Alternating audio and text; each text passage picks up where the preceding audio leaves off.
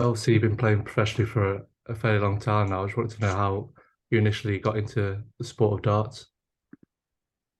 Initially, it was filling in for my dad's team. Um, we used to have a little shack in the middle of our caravan park where we had a barbecue, a TV, and a dartboard. So after work, I'd go there and throw some darts. And one of the ladies that played my dad's team asked if I was interested in playing in a league night.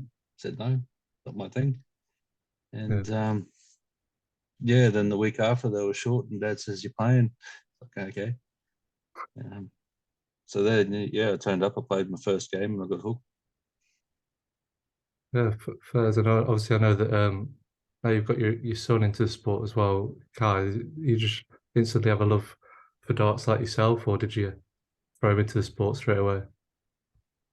Uh, yeah, I tried to keep him away from it. I didn't really want him playing darts, but yeah, he just everywhere there was a dart or a dartboard, he was instantly drawn to it. So yeah, couldn't fight it. Just let him go. Yeah. Do you tend to play against each other much? Try and build his skills up, or just try to let him do his thing? I let him do his thing. I don't really have much involvement in what he's doing. He'll come and ask questions every now and again, but yeah, he plays a very different style to me. He plays his own game, so our games are pretty compatible as doubles partners, but very different as players. Yeah, and obviously around this time last month, you picked up your first tournament win in the Moda Super Series. How delighted were you to pick up that? Yeah, it was probably one of the biggest wins of my career because it was on an international stage. It's against a lot of quality players that got quite a big reputation in the game of darts. So yeah, it's not going down the club and playing a best of three tournament sort of thing Yeah, and a best of seven final. This is people bashing you for 5 days and then turning up on finals night. Um, yeah, yeah, it was a lot of fun. yeah. But obviously, like the thing with yourself is a lot of the tournaments and kind of major sets on the stage are in England. Do you find that a bit draining, kind of going here and there all around the world, and obviously yourself in Australia? It's not it is very mentally and physically draining because we don't get to experience it much. So, um, like last year in Australia, I played one tournament on stage, and that was the Australian Open. But apart from that, there's no stage, and stage games completely different. So you're getting into these games against players that are these really good quality and you're trying to play against them, get your nerves settled on stage, and then get familiar. So I mean, I think I was turning up an hour early and just throwing on stage to try and get comfortable and used to it again. Yeah, is that something you look towards though when there is an event in Australia, or is it just something like just another tournament to you? Sorry. When there's like an event, like you said mentioned, the Australian Open, is that something that you look to in your calendar, or is it just like another day at the office? Um, yeah, it's another day at the office. I mean, it's probably the biggest event in the calendar here in Australia, but yeah, it's fairly different. Like in the UK, you've got 10, 20 guys that'll throw 90 averages on you in a standard league night. We're flat out getting 20 people in the country that's doing it because the vastness of it all.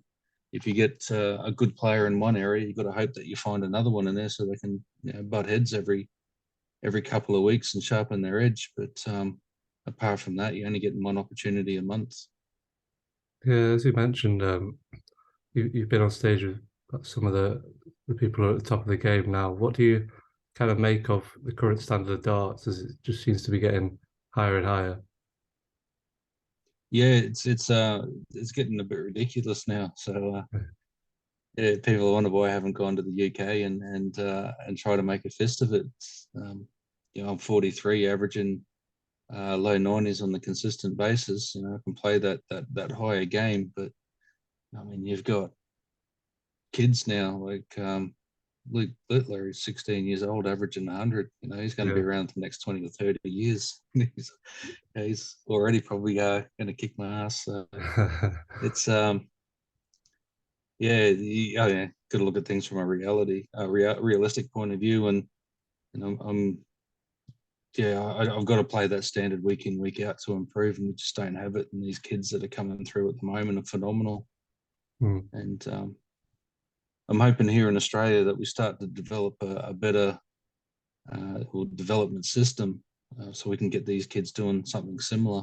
Because we got the talent here, just no pathway and um, no coaching methods or coaching systems to pass on the knowledge that players like Tony David had, Russell Stewart, the Wayne Weanings, all these players that have played on the world stage and have got an international rep. We just don't tap into that knowledge. Is that something to do like with a lack of funding? Because I know here in the UK, it's just everywhere kind of around has that kind of back in dart schools and that kind of stuff. Uh, Look, it doesn't take much to do a Zoom call. True. Watch a play. I mean, I've been coaching players all over the world. They hit me up with an inbox with a problem, and coaching guys in Germany, in Spain. Money's no excuse. Yeah. Um, and it's just touching on the World Championships. Obviously, uh, back in 2022, you reached the fourth round in a narrow defeat to Mervyn King. Are those the kind of heights that you look to and think that's back where I want to be?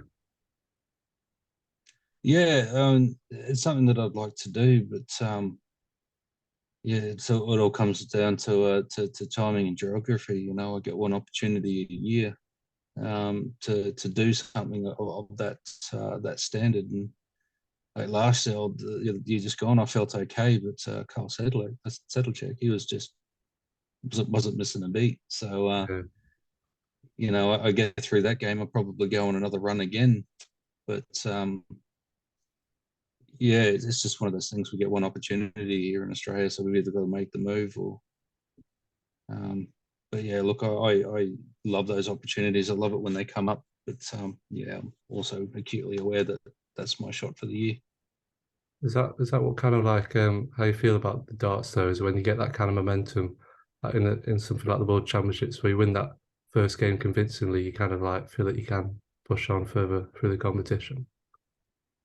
Yeah, not so much convincingly. Like, we just got to have a solid performance. The year before, I had a solid performance against Jamie Hughes, where I didn't stop. I just kept coming. The scoring okay. My pegging was really good, and but that sort of set me up for the rest of the run.